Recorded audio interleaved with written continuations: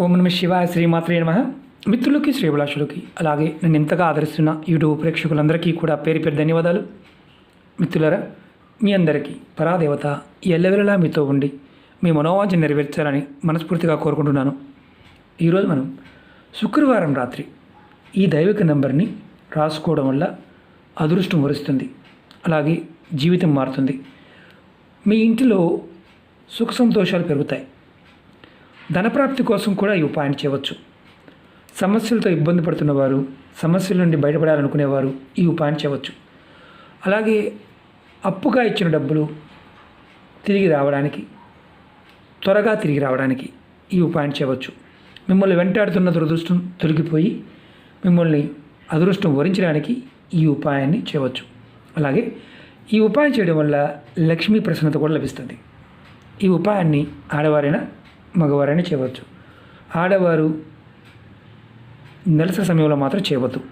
ఎందుకంటే మనం angel numbers మామూలుగా చెప్తున్నప్పుడు కొన్నిటికి నియమాలు ఉండవు, కొన్నిటికి నియమాలు ఉంటాయి. ఈ నెంబర్ని మనం రాయవలసిన విధానం పసుపు, కుంకుమ, ఆవు నెయ్యి కావాలి. ఎలా చేయాలి, ఏ విధంగా చేయాలి చెప్తాను, ఆ విధంగా ప్రయత్నించండి. అదృష్టం వరించడానికి, మీ జీవితాన్ని మార్చుకోవడానికి ఈ ఉపాయం. చాలామందికి అనుమానాలు ఉంటాయి. ఏంజిల్ నెంబర్స్ అంటున్నారు కదా, వీటిలో ఆ శక్తి ఉంటుందా? మామూలుగా నెంబర్లు మనం గ్రహాల కొన్ని నెంబర్లు చూస్తాం, ఆ విధంగానే అనుకుంటాం. మనం జ్యోతిష్యంలో ఎన్నో రకాల విధానాలు ఉన్నాయి. అందులో ఈ దైవిక నెంబర్లు, స్విచ్ వర్డ్స్ అంటే మంచి పదాలు, అంటే శక్తి కలిగిన పదాలు, అలాగే నెంబర్లు కూడా, వీటిని ఏంజిల్ నెంబర్స్ అంటారు. మనం కొన్ని పదాలు చెప్పుకున్నాం, వాటిని స్విచ్ వర్డ్స్ అంటారు. చాలామందికి తెలియదు. కొంతమంది జ్యోతిష్య విధానం ఇలాగే ఉంటుంది కదా, జ్యోతిష్యంలో 1 అంటే సూర్యుడు, 2 అంటే చంద్రుడు, ఇందులో ఎలాగ చూసుకోవాలనుకునేవారు కొంతమంది ఉంటారు. దానికి దీనికి సంబంధం ఉండదు, అది గుర్తుంచుకోండి.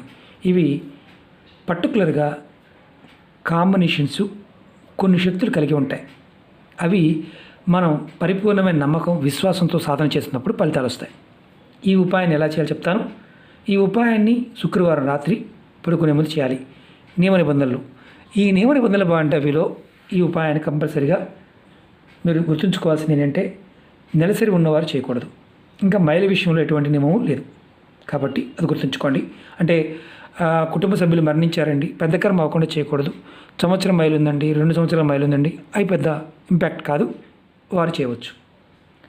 దీనికి కావాల్సింది పసుపు, కుంకుమ, ఆవు నెయ్యి. ఎలా చేయాలో చెప్తాను, ఆ విధంగా ప్రయత్నించండి. చేసే ముందు మాత్రం ముఖము, కాళ్ళు, చేతులు కడుక్కొని చేయండి. మీ పనులన్నీ పూర్తయిన తర్వాత మీరు పడుకోవడానికి వెళ్ళే ముందు ఈ ఉపాయం చేయండి. వేరే ఉపాయాలు చేస్తూ ఈ ఉపాయం కూడా చేయవచ్చు. ఏదైనా ప్లేట్ తీసుకొని దానిలో కొంచెం ఆవుని తీసుకోండి, కొంచెం పసుపు, నేను చూపిస్తాను, కొద్దిగా పసుపు, అలాగే కొద్దిగా కుంకుమ, 2 కలపండి. ఆవు నెయ్యిలో కలపండి. కలిపి ఈ నెంబర్ని రాయాలి. నేను చూపిస్తాను ఎలా రాయాలనేది. నేను తక్కువ వేశాను, మీరు ప్లేట్లో కలుపుకోండి. మీరు దీన్ని చూపుడు వేలుతో, కుడి చేతి చూపుడు వేలుతో రాయాలి. కుడి చేతి చూపుడు వేలుతో. ఆవు నెయ్యి మాత్రమే వాడాలి, ఆవు నెయ్యి లేకపోతే ఈ ఉపాయం చేయవద్దు. చేసే ముందు మీ మనసులో ఉన్న సమస్యలు, కోరికలు చెప్పుకోండి. తర్వాత ఈ దైవిక నెంబర్ని మీ ఎడం చేతి పైన చూపుడు వేలుతో రాయండి.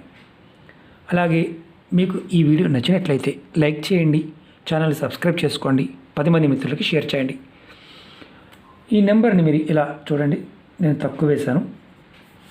ఇప్పుడు నేను చేతి మీద రాసి చూపిస్తాను, తర్వాత పేపర్ మీద రాశాను.